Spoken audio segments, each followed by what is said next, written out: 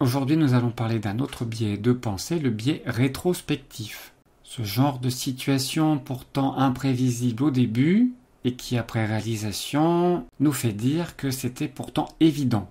Il est aussi parfois nommé le biais du rétroviseur. C'est en 1975 que Baruch Fischoff, professeur en sciences sociales américain, décrit ce biais dans une série d'expériences. Il demande aux participants d'évaluer au hasard la probabilité de plusieurs scénarios envisageables pour une même situation. Or, a posteriori, c'est-à-dire lorsqu'ils savent ce qu'il s'est réellement produit, ils modifient leurs souvenirs, pensant avoir vu juste. Et inutile d'essayer de leur prouver le contraire, le chercheur constate qu'ils ne sont absolument pas conscients de l'effet de la connaissance des résultats sur leur perception. Après coup, on a tendance à voir des preuves partout. Il y a cependant un écueil. Ce manque de conscience peut sérieusement restreindre la capacité d'une personne à juger ou à apprendre du passé. Ce biais pourrait en effet mener à un excès de confiance préjudiciable pour le futur. Alors comment ça fonctionne ? Imaginons qu'une start-up échoue et après coup les observateurs vont dire « c'était évident, leur modèle économique ne tenait pas la route » ou encore « on voyait bien que le marché n'était pas prêt ». Mais avant l'échec, ces mêmes personnes n'avaient probablement pas identifié ces problèmes. Alors pourquoi ce biais existe-t-il ? Eh bien, outre le fait que cet art divinatoire peut flatter l'ego, le biais de rétrospection est utile à la survie. Encore une fois, un mécanisme issu de notre survie. En effet, notre cerveau cherche constamment à donner du sens aux événements et à maintenir une impression de contrôle et de compréhension du monde. Et admettre qu'un résultat était imprévisible remettrait en question notre sentiment de maîtrise de l'environnement. Ensuite, il est plus important de mémoriser un fait avéré plutôt que des hypothèses qui n'ont pas été confirmées par la suite. Et les conséquences de ce biais peuvent être problématiques. En effet, ce biais peut nous rendre trop confiants dans nos capacités de prédiction future, nous faire sous-estimer l'incertitude inhérente à de nombreuses situations et nous amener à juger trop sévèrement les décisions passées, que ce soit les nôtres ou celles des autres, en ayant tendance à oublier le contexte d'incertitude dans lequel elles ont été prises. Alors comment l'atténuer ? Eh bien on va pouvoir adopter plusieurs stratégies. Déjà, c'est un peu toujours le cas, développer une conscience de l'existence de ce biais. Lorsque l'on se surprend à penser « je le savais depuis le début », eh bien on va considérer cette réaction comme un signal d'alarme et on pourra se questionner si on avait réellement exprimé cette prédiction avant l'événement et avec quel niveau de confiance. Et le simple fait d'être conscient de l'existence du biais rétrospectif peut nous aider à le réduire.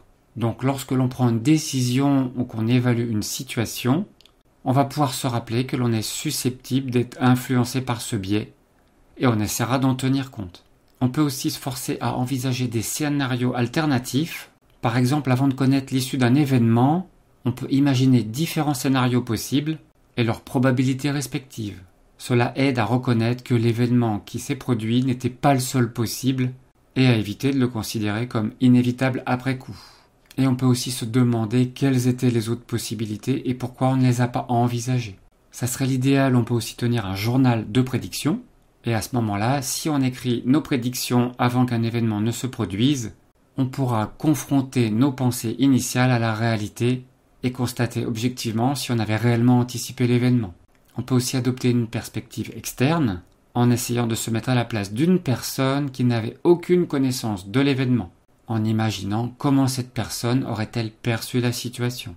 Cela peut nous aider à prendre du recul et à éviter de juger les décisions prises avant l'événement avec les connaissances que l'on a maintenant.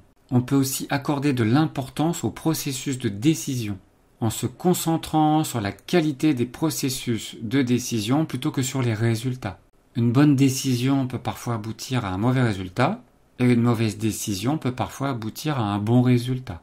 Et on pourra donc évaluer les décisions en fonction des informations disponibles au moment où elles ont été prises. On peut aussi évaluer et ajuster en permanence, en réfléchissant régulièrement à notre processus de prise de décision et en identifiant les biais qui pourraient influencer nos attentes. On pourra rechercher activement des commentaires et rester ouvert aux nouvelles informations. Et à ce moment, on pourra affiner nos attentes et améliorer notre capacité à faire des prédictions impartiales. Bien sûr, aussi être objectif va pouvoir aider en abordant tout ça sans idée préconçue, hypothèse ou jugement.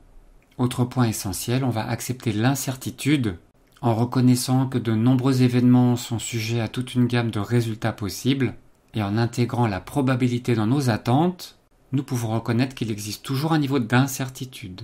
Et enfin, on va éviter de blâmer rétrospectivement en étant conscient de ce biais rétrospectif.